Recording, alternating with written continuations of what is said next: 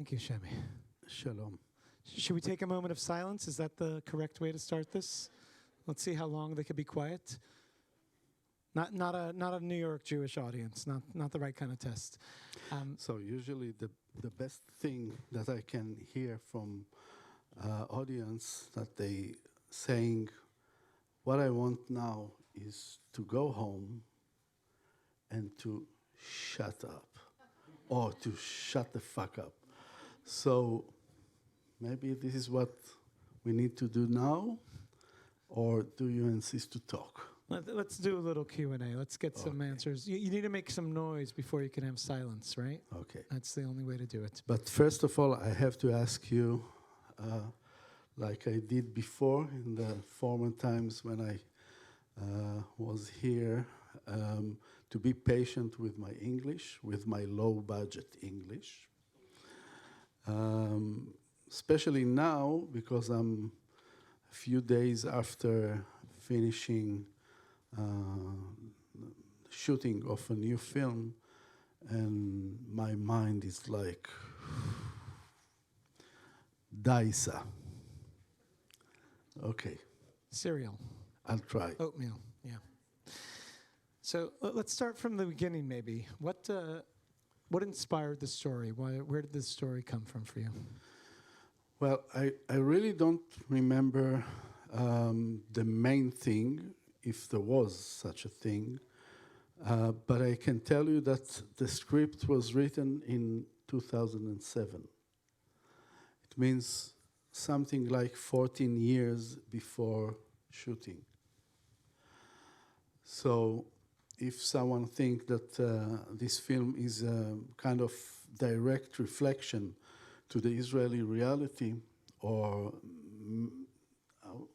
what you said in the beginning of the evening, critic of about the media or the Israeli society, I didn't think about these things. And when we started to work on production, people, from the funds and asked me, well, I'm sure that this is Bibi, and this is Yair Netanyahu, his son, and so and so. And, well, I think Yair Netanyahu was, 12 years maybe, when I wrote the script. So,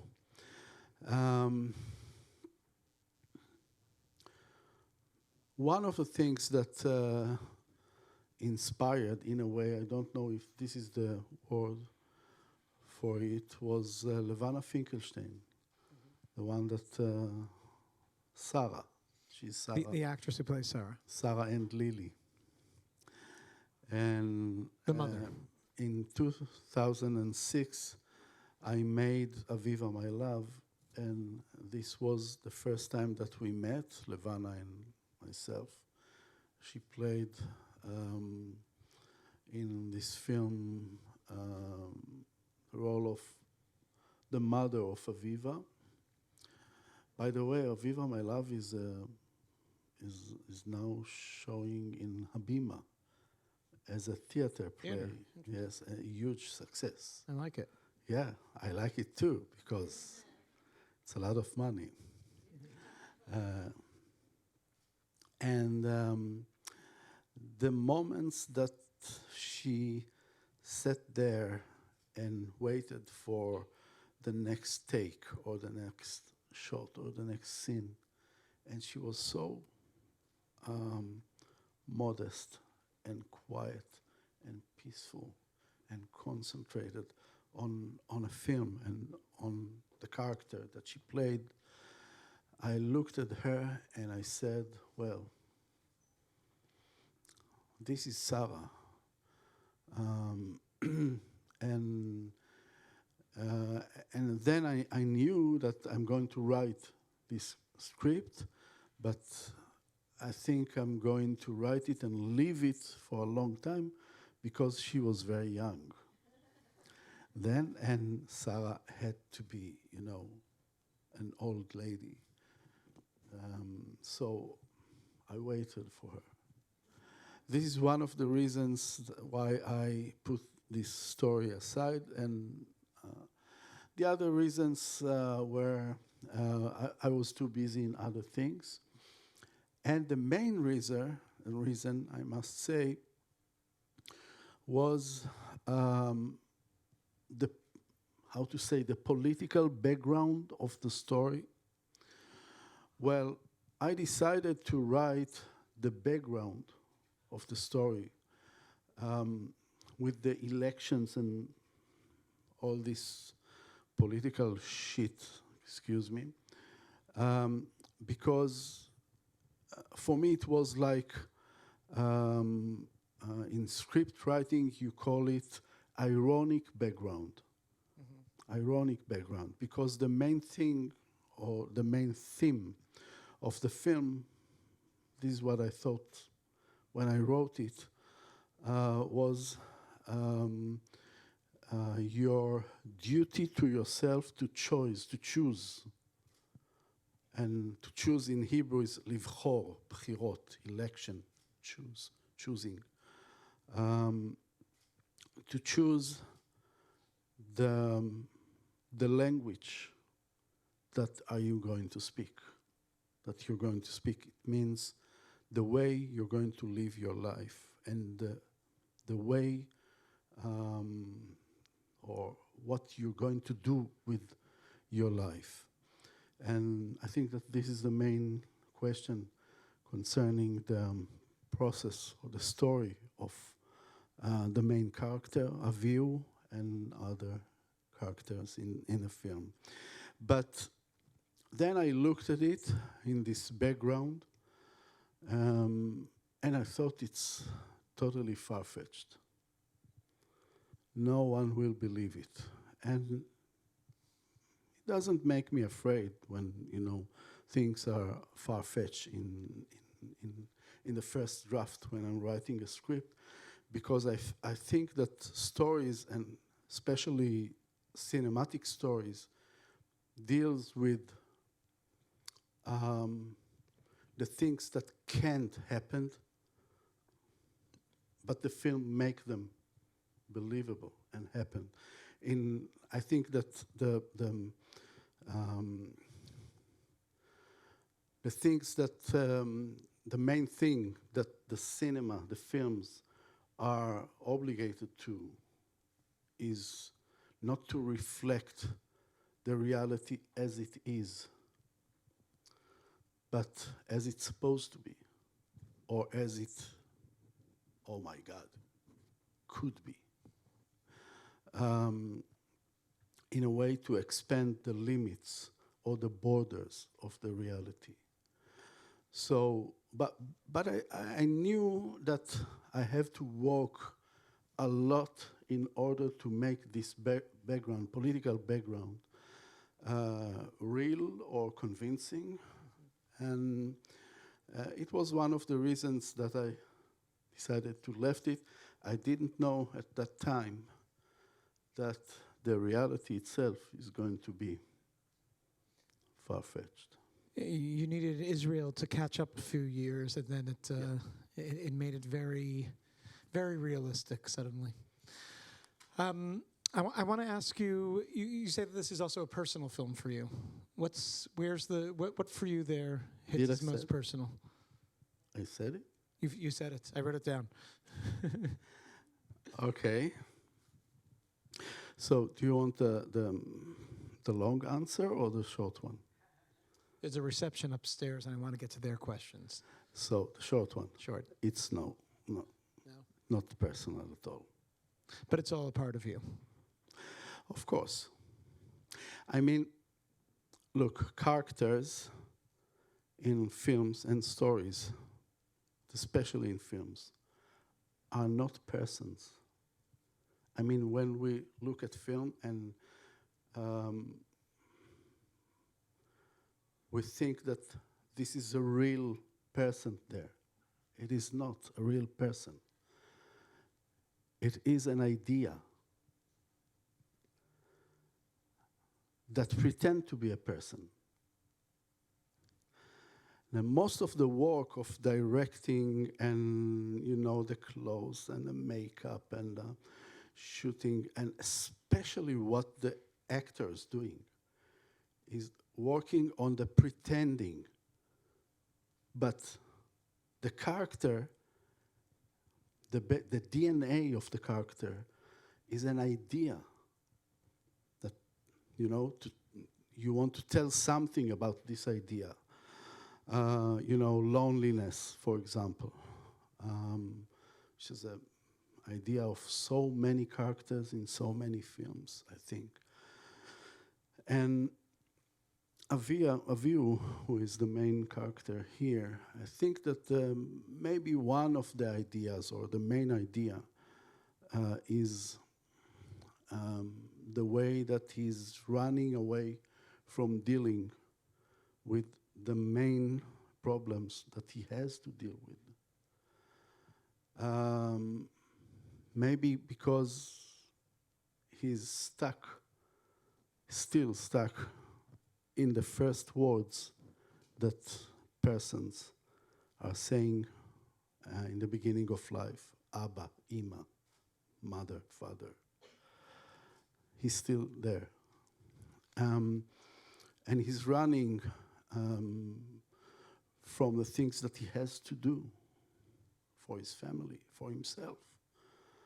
I think that this, you can find this in yourself. I can find it in myself. This is one of the main things that,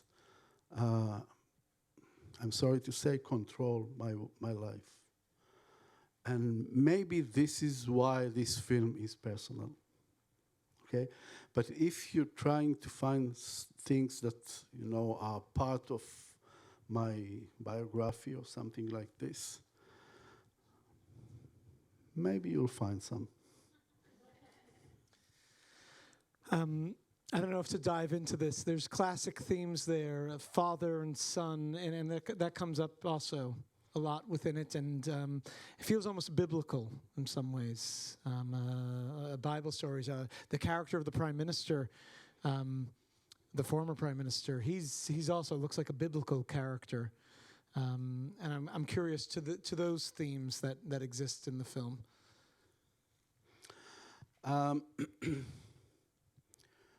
In a way, silent is a tragedy, like, classic tragedy, like Greek tragedies or even Shakespeare. And Avihu is a tragic hero, tragic protagonist, with all the things concerning with, hubris and so and so. And I thought that I have to take the story far away from reality in order to let it behave like a mythology. And this is why it was shot in these colors, It's almost black and white. It doesn't look like reality, but in a way it is, except for the frames that from monitors and TV shows, all of them are very colorful.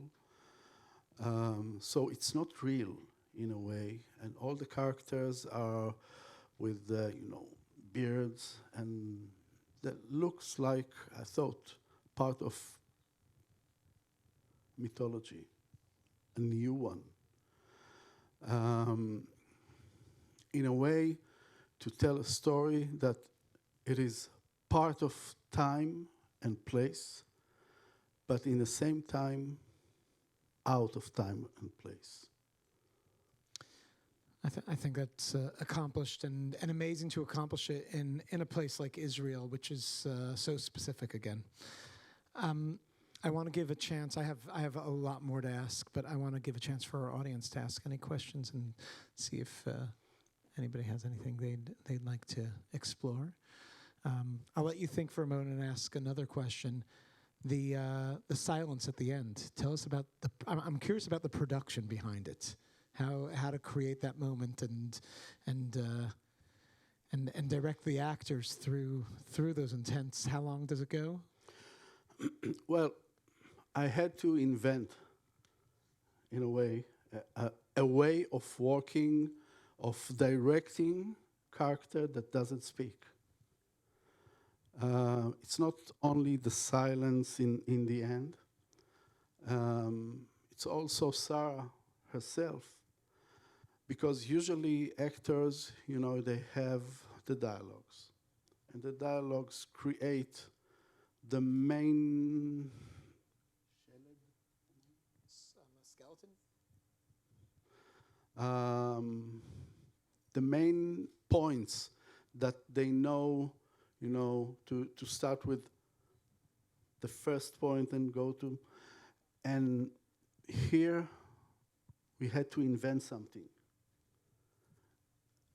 especially in the end. It took something like 3 nights, more than 3 nights to shoot it. And I had to direct, not before shooting, but while shooting, because the scene can't be built before. You have to do it online or on time. So I had to speak to 9 actors, especially the 2, Aviv and Aviv, to their ears with אוזניות בלתי נראות, איך אומרים? Like Invisible earpieces. Yes. And to tell them things that create their the way their face move, because they don't speak. It's only the eye goes there, and it was really tough and really exhausting. I think that the only thing that the Corona,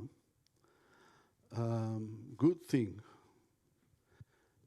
that it gave to this production was the silence that was on set, because all of us were with masks. Silence is an underappreciated art. Folks, any questions? You got it all? Shemi, tell us about, you said you're working on, you just finished shooting your next film. You want to share a little bit what you can share?